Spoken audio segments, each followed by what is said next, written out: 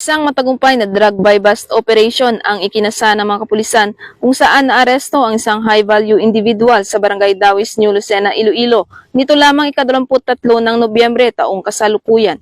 Kinilala ni Police Major Dodge de Lima, Chief ng Provincial Drug Enforcement Unit, ang naaresto na isang 50 anyos na lalaki, may asawa, walang trabaho at residente ng Barangay Libuo, Dingli, Iloilo.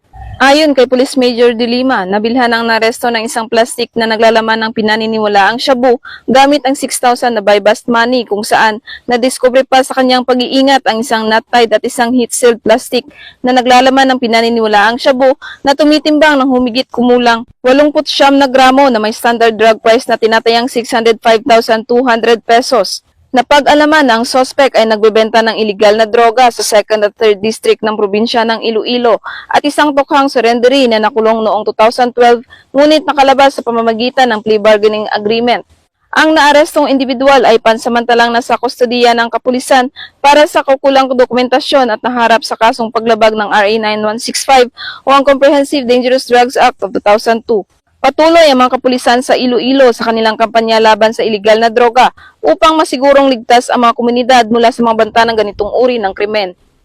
Mula dito sa Western Visayas, ako ang inyong Police News Network correspondent, Patrolwoman Jolibel Alvior, alagad ng batas, tagataguyod ng balitang pulis.